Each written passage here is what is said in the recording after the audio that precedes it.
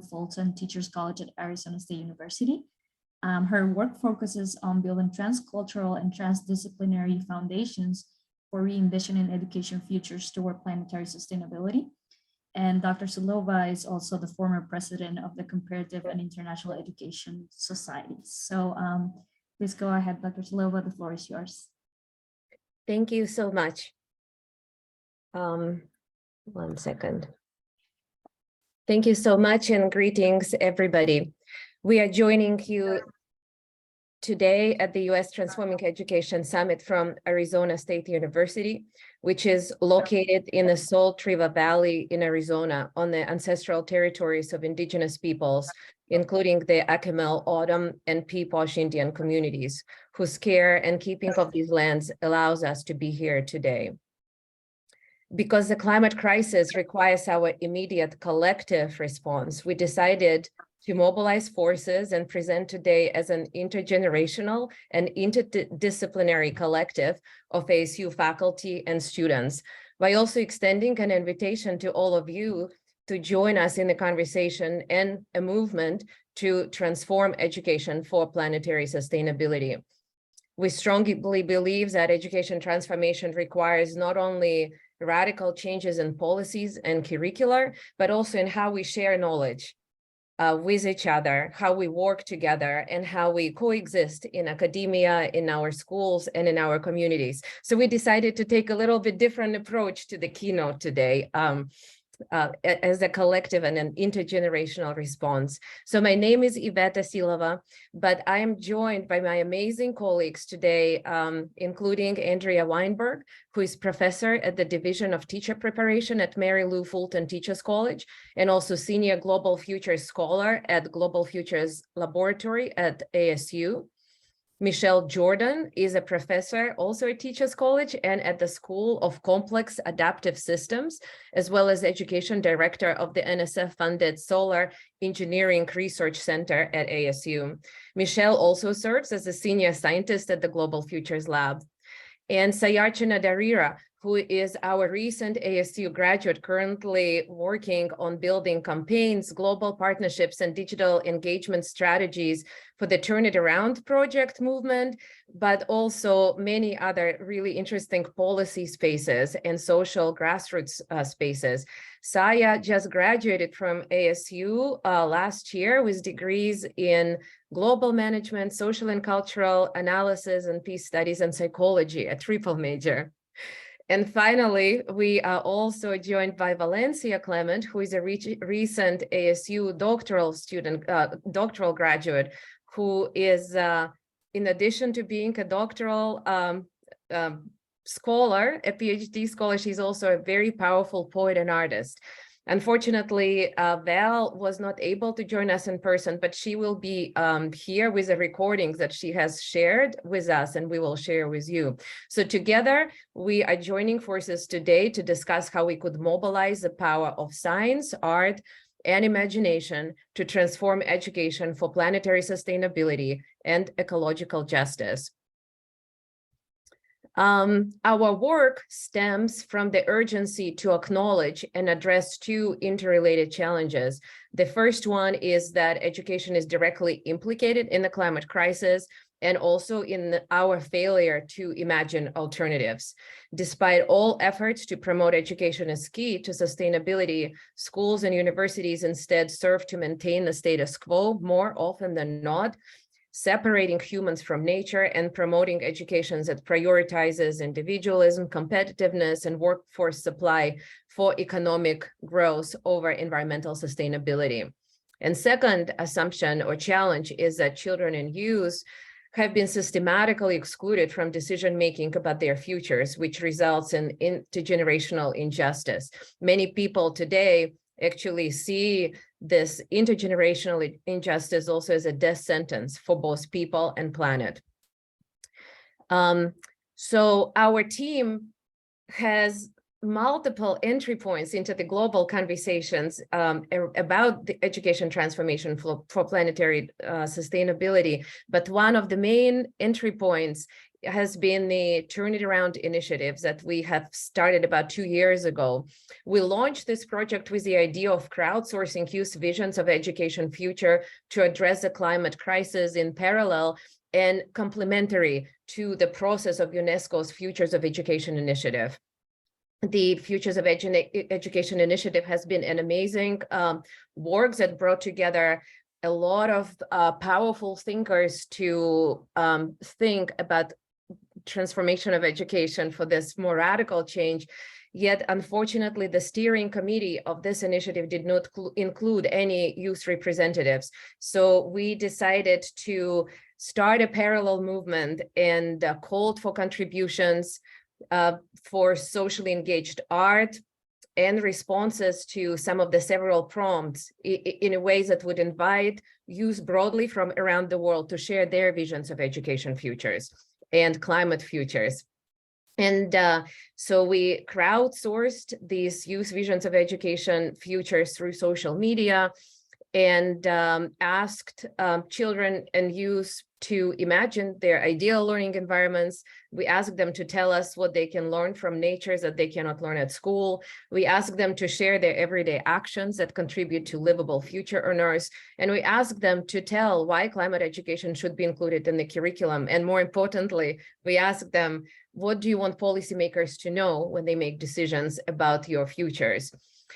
And we will share some of their artworks throughout the presentation today and more. So this project grew into a global movement, which is ongoing and gaining momentum. And also I wanted to note that most of the contributions for this Turn It Around initiatives actually came from children and youth who are generally not visible in global media spotlights on climate strikes, or children and youth who are not invited necessarily to speak at international climate conferences and events such the UN climate change conferences of the parties, the COP conferences. Yet these young leaders have been tirelessly engaging in everyday environmental activism to address the persisting root causes and very devastating impacts of the climate crisis, as they have shared powerful visions of the role of education in redefining the futures, and we'll try to foreground their work today.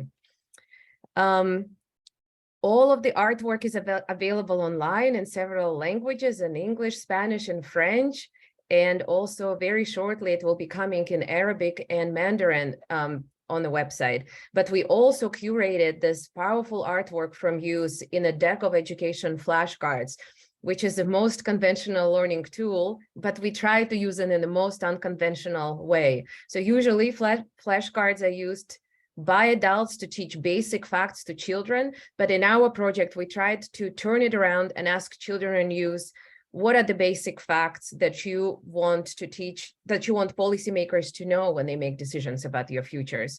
So these cards introduce policymakers to new ideas, and they also shift and shuffle a lot of existing knowledge in an effort to disrupt the status quo.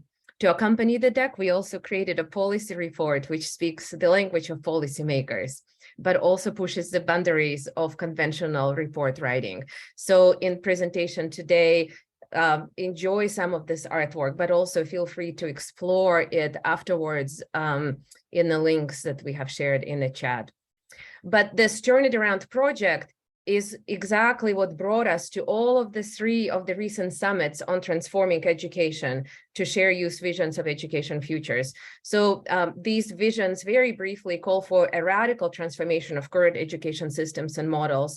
They refuse to accept human exceptionalism and neoliberal individualism and competitiveness as a single vision for surviving on a damaged earth. Instead, they call us to re-articulate education purposes, systems, curricula, and pedagogies in ways that acknowledge intergenerational, cross-cultural, and multi-species interdependence and justice. And as such, these visions of education are also a very collective effort to activate a series of turns by shifting the old categories, structures, systems that can no longer be thought as possible, tolerable, or even ethical.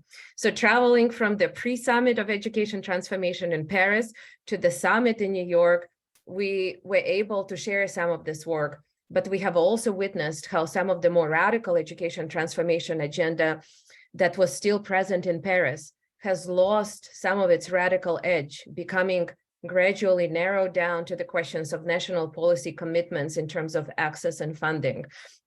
We agree that it is very fundamentally important, but it is not insufficient for us to survive the planetary ecological crisis. So our goal today is to keep the transformative agenda on the radar, not only in the policy dialogues, but also in our own communities, in our own schools and universities across the United States. And I will hand it over to Saya now, who will tell us a little bit more about our journey. During the summer of 2022, our team traveled to the UN Transforming Education Pre-Summit in Paris to share our global climate movement with world leaders and activists at the UNESCO headquarters there.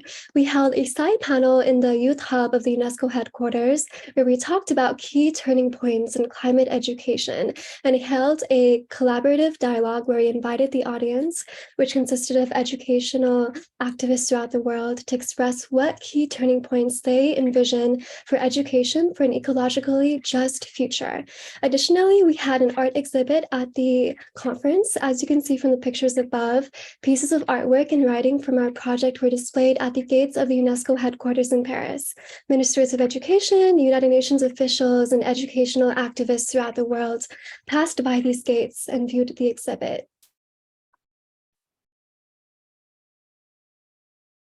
And during the fall of 2022, our team also traveled to the Transforming Education Summit in New York City at the UN headquarters. One of our central goals at this conference was to communicate to world leaders what visions young people hold in education around climate change. We found creative ways to engage with world leaders by using card decks, policy reports, and an exhibit. We shared the card decks with various ministers of education and UN officials across the world, including Antonio Guterres, the UN Secretary General, and Amina Mohammed. We also shared climate educational policy reports with leaders. These reports explored key turning points youth hold around climate educational visions.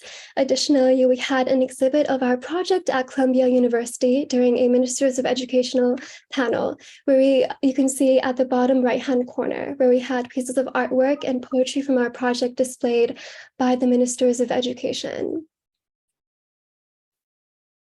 Additionally, we have also been very active in our own community, and we'd like to share some key examples with you on how these transformative efforts look like in our own context at Arizona State University, and invite you all to use the chat box to share what is happening at your own context and location for climate activism.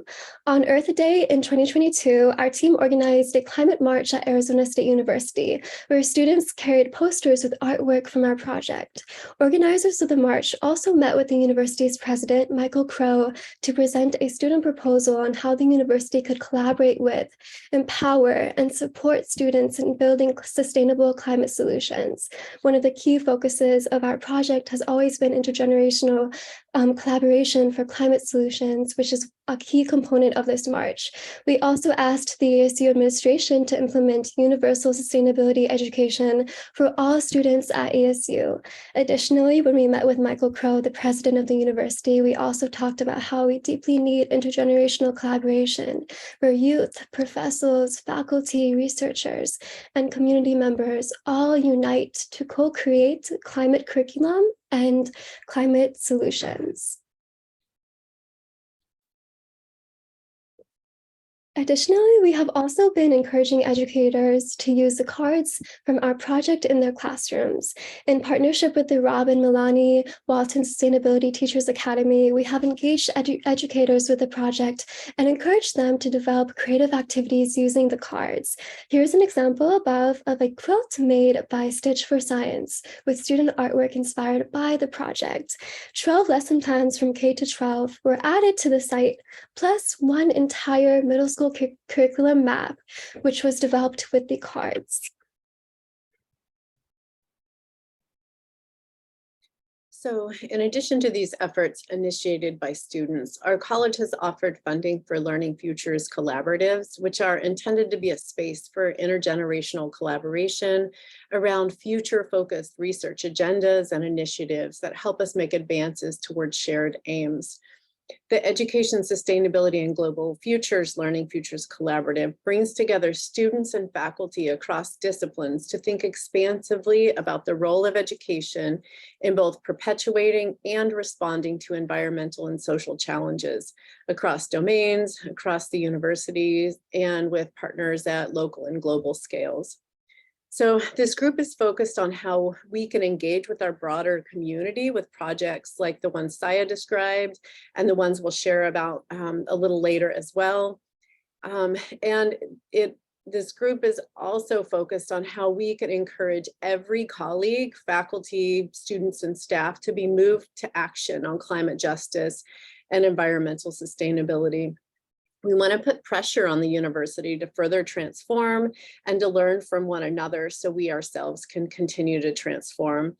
This means bringing broad support for student-led initiatives at ASU, organizing events to celebrate and share promising education policies and practices, research, and pedagogy. It also means community-based work. We are co-designing a master's degree program across universities and alongside youth.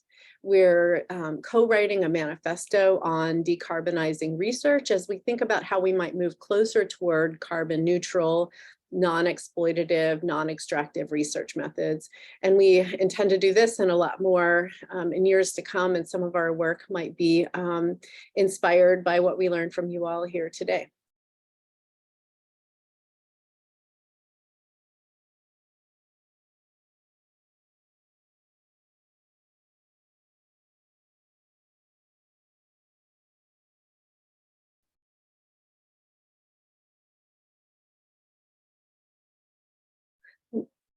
Iveta, I think you're muted.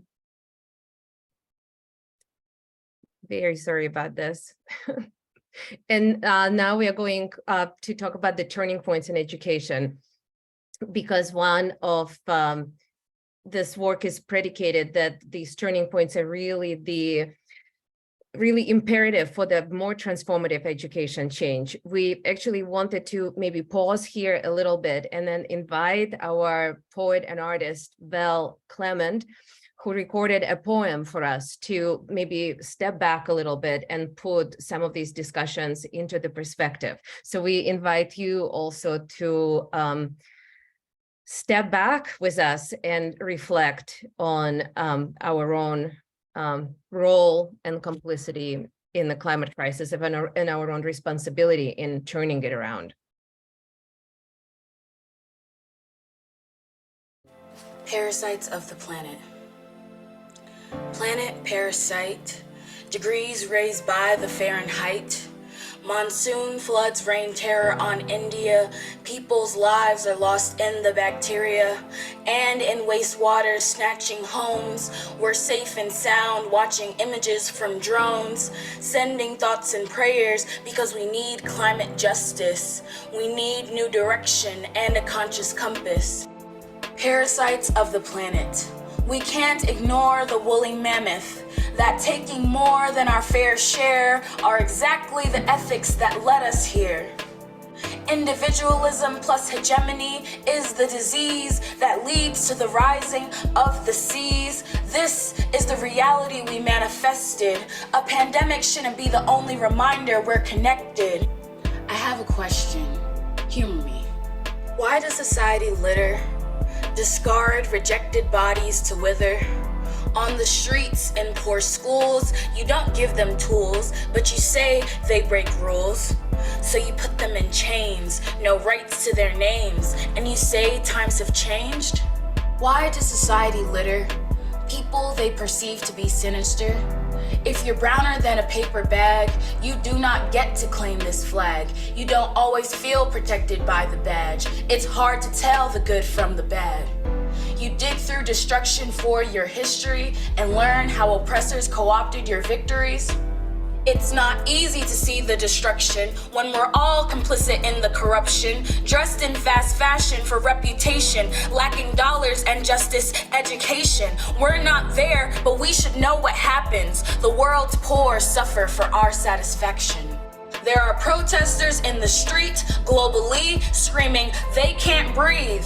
We're choked by disease and pollutants increase as protections decrease. We want to breathe free. We want to be free. We want to believe in all the city could be. Healing is the answer. Redistribute the power. The heart of the healing is in the community you empower. Can we work together to co-create symbiosis? Can we transform a situation that already seems hopeless?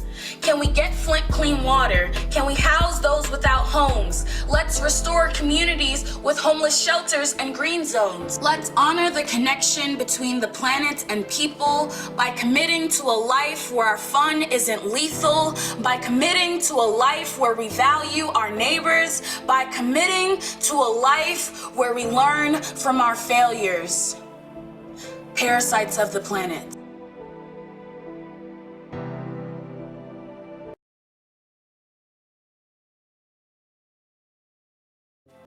Parasites of the planet.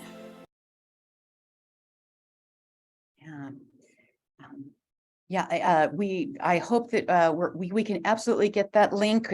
It's coming your way if it hasn't already.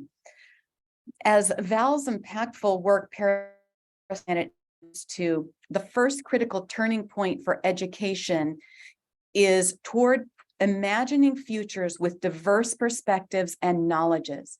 Children and youth arguably have the most to gain and lose from in the foreseeable future, but current educational perspectives and experiences rarely position them as shapers of that future, their own future, their community's future.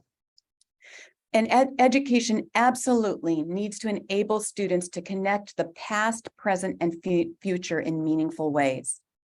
Futures thinking aims to help individuals disrupt their ingrained assumptions and interrogate beliefs about current and future systems in order to envision new possibilities by coupling knowledge building around historic and current social, economic, and environmental conditions with imagining how those might be better and for whom.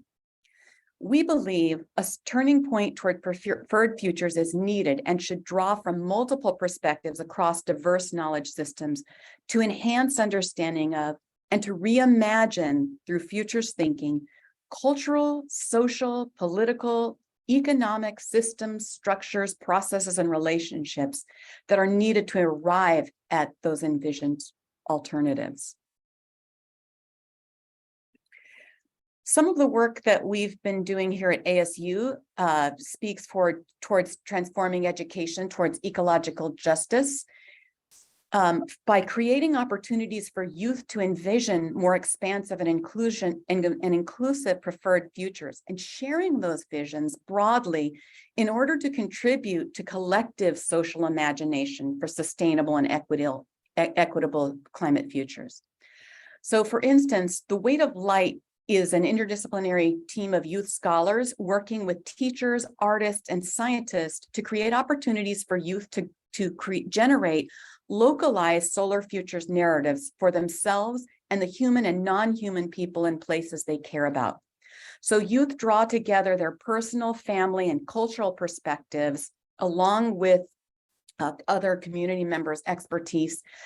They mobilize the power of science, art, and the imagination to create multimodal futures narratives. For example, comics, 3D prototypes, stories.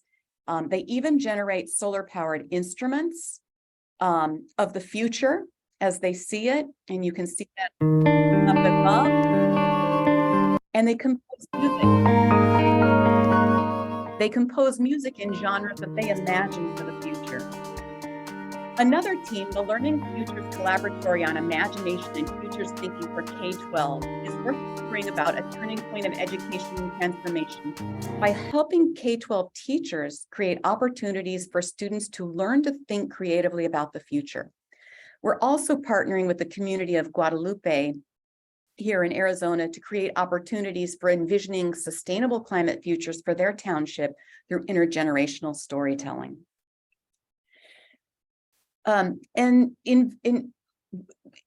Youth need support in envisioning preferred futures and also helping bring those about. So Solar for Students, for example, is an ASU-based project that works across organizations and institutions to support youth envisioning preferred futures and creating multi-perspectival relationships needed to arrive at their visions. So bridging summer university-based experiences with year-long school-based programming, youth frame problems and opportunities that matter to them, generate their own solutions informed by community ethnography and a network of adult supporters. They not only envision their preferred futures, learning to engage in cultural, social, political, and economic systems, structures, and processes to arrive at envisioned alternatives, but they actually succeed. So the youth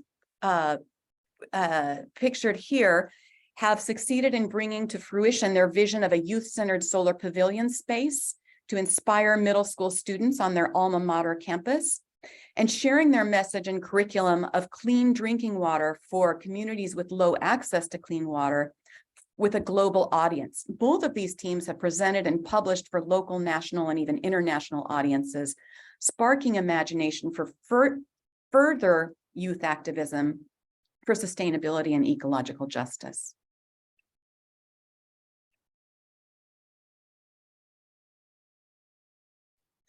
So I'm going to describe the second turning point that we envisioned. And as I do so, I want to invite you to share your ideas and resources as we move through these.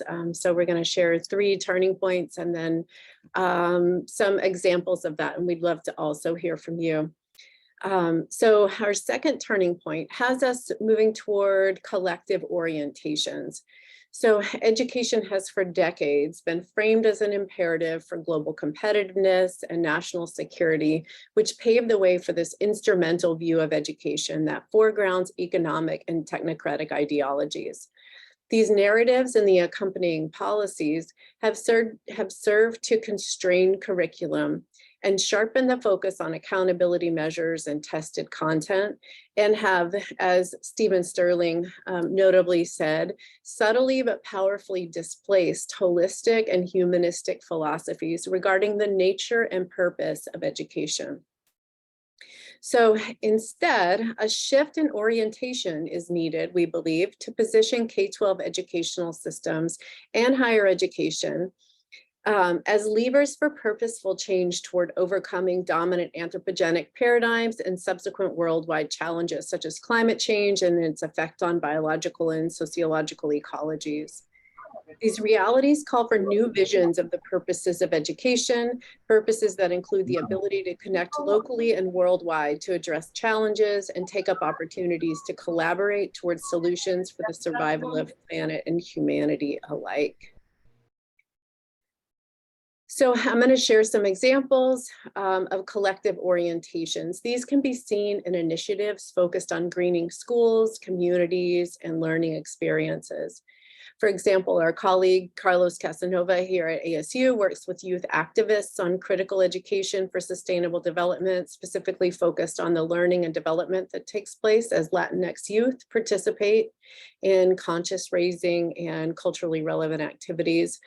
I do participatory work myself with teachers and students in K-12 contexts to support the meaningful integration of sustainability-oriented content and pedagogies and practices. This includes direct work in classrooms and a community of practice that's been going on for about 6 years with over 50 teachers from across the country, in which we work to integrate place-based curriculum and pedagogies in secondary classrooms. So within these examples that I just shared are the action areas described in the UN's recent Greening Education Partnership Initiative. So we'll add that link to the chat. I imagine most of you have probably already seen that. So in addition to the 4 areas for greening articulated in this framework, I want to draw your attention to a program that's focused on one area that's not represented in this greening education framework, and that's budgeting. ASU and the Center for the Future of Education has a school participatory budgeting program. It's led by Danielle Sagrinsky and Tara Bartlett, who is here today, I saw. School participatory budgeting is an innovative approach to equipping, engaging, and empowering our rising generation to be active and informed participants in civic life. So they've engaged over 50,000 students across 39 campuses in Arizona in student-led decision-making through a democratic process to decide how to spend a portion of the school's budget. And they're now turning their attention to green school participatory budgeting, where students, particularly those most affected by the effects of climate change, are supported to ideate and implement environmentally friendly projects. So in all of these instances, the aim is for students' orientation toward their learning to shift. So learning is no longer solely for students' individual achievement. Rather, students feel emboldened as they work and contribute to their communities, that their learning is in service to positive impact for humans, non-human beings, and the environment alike.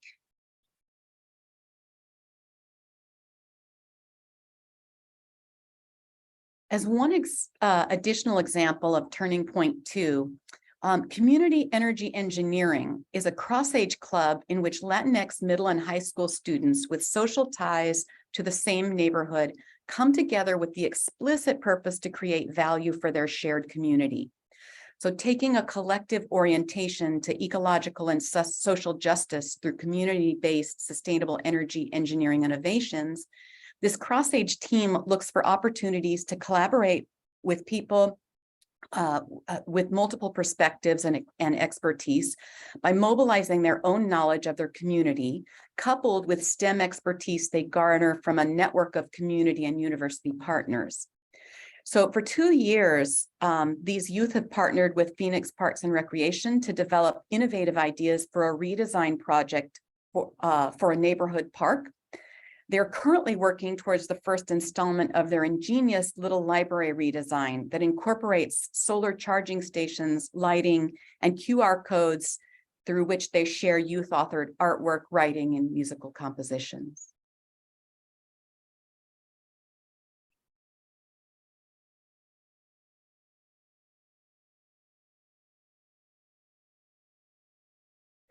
So the third turning point is towards systems thinking. And we see agentive action as useful for getting there. So agentive action is the goal of sustainability education, action that has the potential to create, recreate, and transform social structures by coupling thinking and acting in networks of complex systems with uncertain trajectories across geographic and temporal scales. However, few levers exist in the current US educational system that invite and cultivate agentive action by children and youth. Prevailing transmissive instructional approaches don't meaningfully prompt agentive action. A turn towards system thinking is one way is a way of seeing the world as composed of intertwined environmental, social, and technological subsystems that function interdependently across social, geographic, and temporal scales. Systems thinking can allow people to grapple with multi-causality and reciprocal effects that are inherent to networks of relationships in ways that enable people to respond creatively and productively in a complex dynamic systems of systems. But systems thinking is not intuitive to most of us. And most students need scaffolding to recognize the interactive behaviors and functions of systems of relationships that are related to global sustainability challenges. And education must transform to support this kind of systems thinking. So 2 examples of programs that are working towards a turning point of education transformation by supporting shifts towards systems thinking. First, the ASU Youth Mappers. This is a youth-focused participatory initiative that centers both environmental and social justice, embracing a transdisciplinary focus across disciplinary and community boundaries. Led by Patricia Solis, the group organizes a global community of learners, researchers, educators, and scholars to create and use open geographic data that directly address locally defined development challenges worldwide. Taking a more regional approach, the Sonoran Desert Photovoltaic Laboratory, SPV Lab, led by an interdisciplinary team of faculty across Arizona State University and the University of Arizona, supports local K-12 teachers in developing systems thinking around coupled food, energy, and water systems. So teacher participants spend 6 weeks helping conduct research on agrivoltaics, a relatively new area of engineering research that couples solar power generation with agricultural food production. And that shows promise for multiple land use, reducing water consumption, and increasing the yield of some crops, particularly in arid desert climates like ours. So when teachers return to the classroom, they support their students in agrivoltaic citizen science using school-based gardens as research sites. So students generate new knowledge for science of sustainability for the future, and create value for their communities, all while creating a network of collaboration that's focused on systems thinking.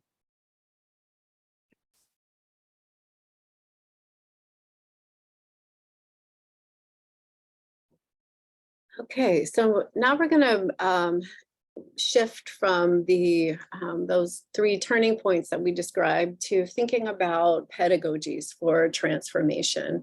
So drawing on our collective experience in K-12 and higher education STEM and sustainability teaching and learning environments, Dr. Michelle Jordan and I, my co-presenter here, have developed the action-oriented pedagogies framework. It's aimed to contribute to the advancement of cultural and social shifts necessary to achieve more ecologically attuned and socially just futures.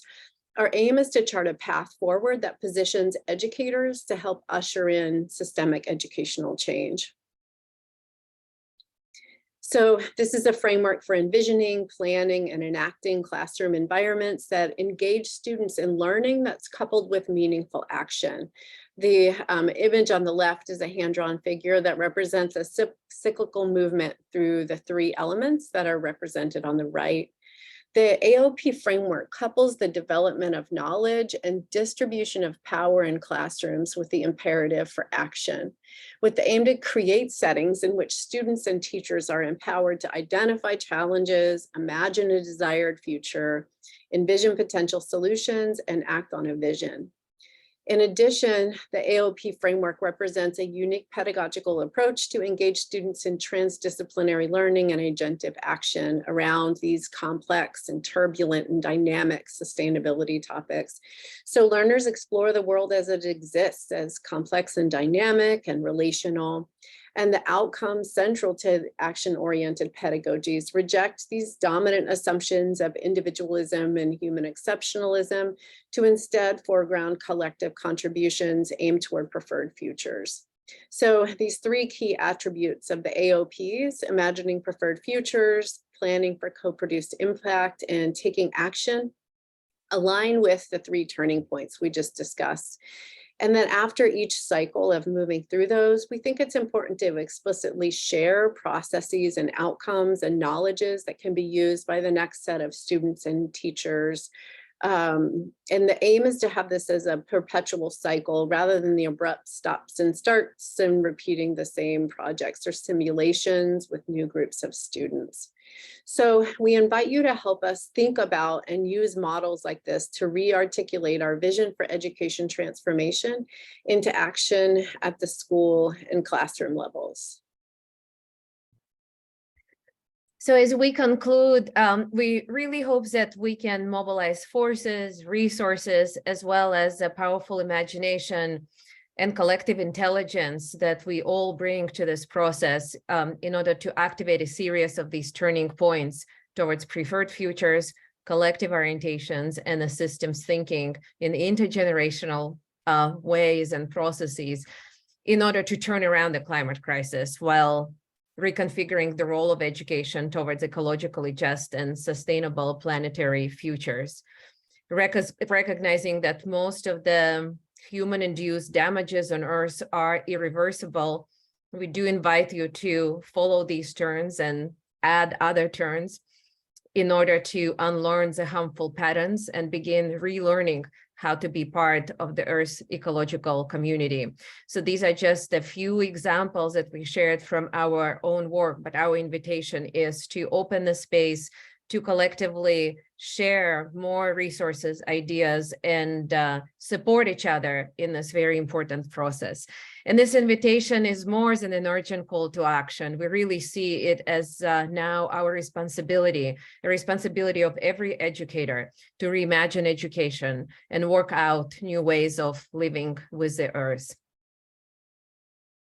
So thank you, and we hope you join us in making these turns for transforming education in the United States and perhaps envisioning other turning points we need to make together. Thank you so much, Iveta. This has been an amazing presentation. So many different pillars, so many different programs. I'm always excited to see how you manage to include art in absolutely everything you do. And not only that, but the voices of the youth. I love seeing that and I think we've seen in a couple of sessions, and I've been to your session at CIES as well. And it's just so inspiring to see how young people can take something as climate change and find different ways to express their concern about certain things. I wonder if you could talk a little bit more about featuring so much artwork from so many young people, how overwhelmingly beautiful must have been to go through that process of choosing and giving them credit for their amazing work. If you could speak a little bit more on that, that'd be great. I actually would like to ask Sairachana to talk about this a little bit more, because she has been our youth lead to actually propel this project and initiative together. And she is just completing the curation of Southeast Asian edition of the project, Turn It Around project as well. So maybe, Sai, you can talk a little bit more even about how you joined the project and how what role it played in your own life. Definitely. So I stumbled upon this project about 2 years ago. I was taking a humanities lab on a class about climate anxiety and creative ways to navigate climate anxiety. And then Iveta and Anne both came in as guest speakers at the lab and talked about their project around Turn It Around cards. And I decided to volunteer myself as a worker for the project because I love art and I love being able to use art as a tool to advocate for social change. So I ended up joining up the project about 2 years ago and basically developing curation for youth activists throughout the world to send artwork and poetry about climate change. And what I love about the artistic component of this project is that no matter how young you are, no matter what language you speak, you can always communicate through art. Sometimes a 5-year-old may not necessarily understand complex climate terms, but they do understand the earth and their relationship with the earth. So being able to engage someone as young as 5 years old is something that's been really exciting with this project for intergenerational collaboration. And it's been amazing seeing the pieces of artwork and poetry that has been sent to us across the past 2 years from people across every corner of the world, and being able to use art as a powerful communicator for change. And originally, before I started this project, I wasn't even considering pursuing a career in climate change. And then this project kind of opened up my eyes to how the humanities and climate change can be so deeply connected. So it kind of also helped me develop my career path and find a passion for climate change. So now I've been finding ways to engage youth throughout the world through artwork and developing their visions for environmental policy and environmental educational changes.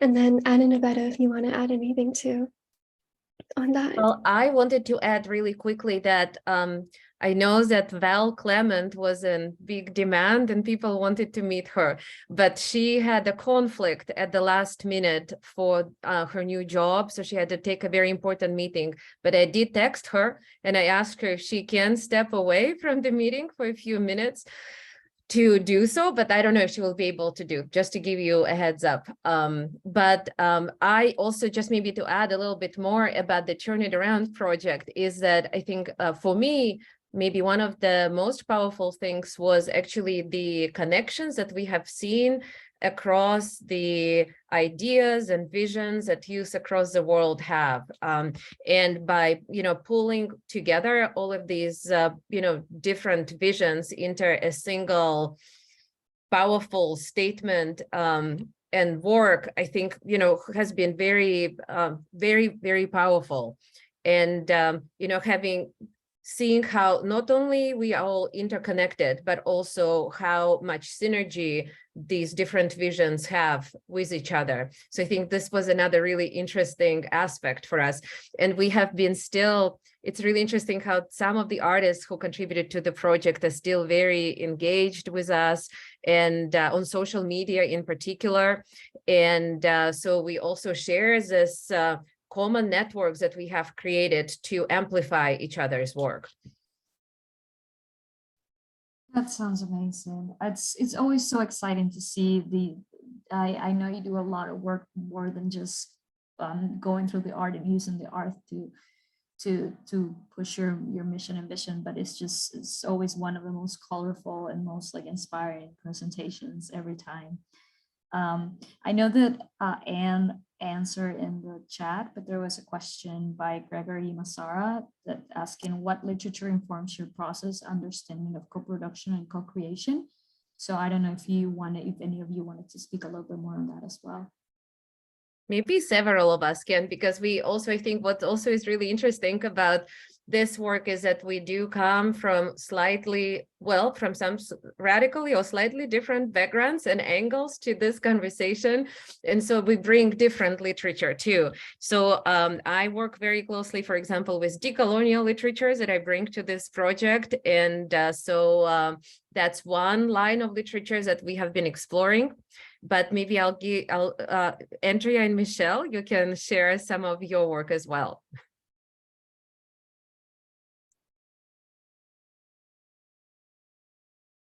Yeah, I can, yes, as I'm thinking about it, I'm thinking about, I am a teacher educator, and so the first teacher education context that I worked in was a professional development school model where, our teacher education program was co-produced with local, the districts that we were embedded in and in partnership with. And so I feel like much of my approach to collaboration comes from, that work. And also I've been influenced by Bill Penwell's work around, oh my goodness, I just totally lost it. I had it in my mind a second ago.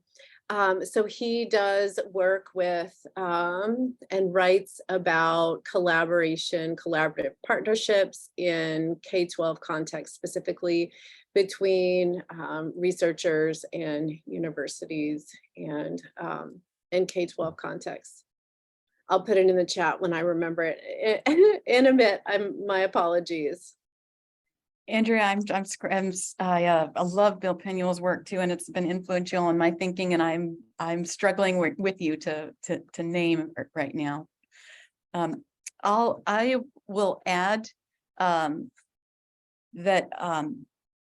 most of my work is done in design-based research context, so working in collaboration with teacher practitioners and communities to envision and build out and engage youth in what we call real work with real consequences. And some of the biggest theoretical influences on that collaborative work has been work in consequential learning, and Calabrese, Barton, and Tan's team, for example, who look at how to instill a sense of rightful presence in youth, particularly around STEM learning and STEM contributing, not preparing to contribute at some point in the future, but contributing to real work with real consequences right here and right now. So I put a link to one of a co-authored work that gives I think a pretty good description of the literature that we draw on for that work. So thank you for asking that. And I wanted to ask also Saya really quickly to maybe tell a little bit more about your own work on inner sustainability, because Saya also comes from psychology background.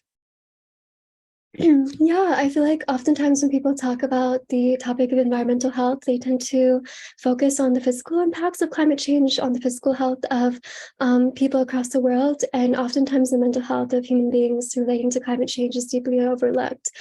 So over the past 2 years, I've been working to research the effects of ecological grief and climate anxiety on human beings and finding holistic ways to address those feelings of burnout, grief, and anxiety across environmentalists across the world.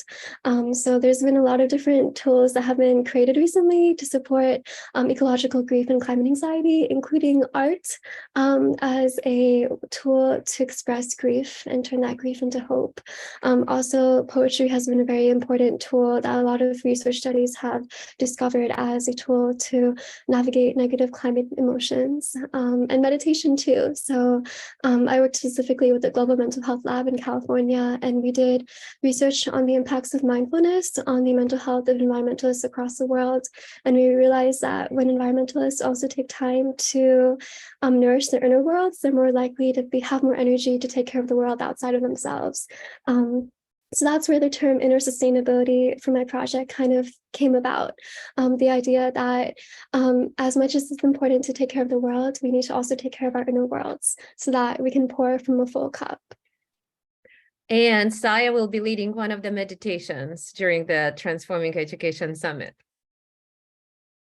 We are so looking forward to that. Please continue to send us all those amazing links. Everything that you're doing is super interesting. I know that everyone that is listening right now wants to get those links and make sure that they check them out a little bit more. I think we have a question. Howard, would you like to ask your question?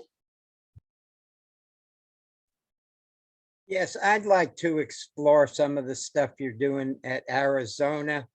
We're working with part of our team in Washington State, and I have a meeting on the 2nd with a high school in Philadelphia. What we would like to see is sort of what you're doing there with the agriculture. We'd like to see community gardens throughout the country, education. They could learn reading, writing, arithmetic, basically by looking at the practical application of careers, the science of agriculture, music, the law and politics, but in particular, dealing with the programs with agriculture. I'd like to kind of, if possible, continue the discussion on how we can kind of move this new educational paradigm where basically students see the practical application by not just teaching one thing, but maybe dividing classrooms into 4 houses based on a career pathway where they can kind of see the practical application in an area where they're interested in. Could be music.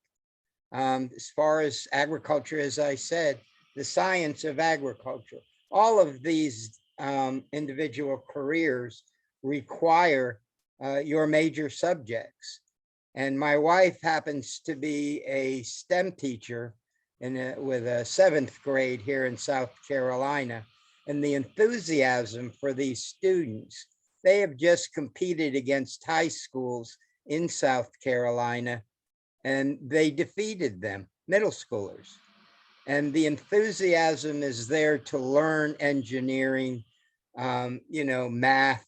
It's all encompassed, and they excel because they can see a future. So that's kind of my little thing that we're trying to do. Let's move education to a bunch of students sitting, listening to a lecture, and basically show how this thing actually does work. I mean, how do you use math? anyhow, just something that we're doing already. And I would like to grab some of you, anybody that's interested, to kind of expound upon this. I'm a private detective. I'm not an educator. I have had some experience teaching. I was assistant headmaster once, but primarily, if any of this stuff's going to succeed, it's going to take this group that's come together through the UN. And this young lady over here, that's what we need to see more of. People that are enthused about education. And that's the problem, especially after COVID. You had a lot of students that basically were on their own for at least a year with no discipline. And so my wife has seen a dramatic downturn, in discipline. Anyhow, I've said enough. Thank you. Thank you, Howard, and everybody else too for all of the comments. We would love to stay in touch and explore any of the possibilities for, continuing to share ideas and amplify each other's work, because that's what we need right now, support each other and amplify each other's work. I think we have 2 more minutes. If anyone in either Iveta, Andrea, Saya, or Michelle wants to have any type of closing remarks, they're more than welcome. Well, I just did hear from Val, and she says she's in an important one-on-one meeting right now. Oh, that's so sad.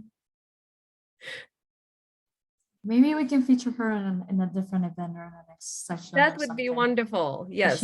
I think everyone's very, very eager to meet her, at least getting to know her through Zoom. Absolutely. Thank you all so much for this wonderful session.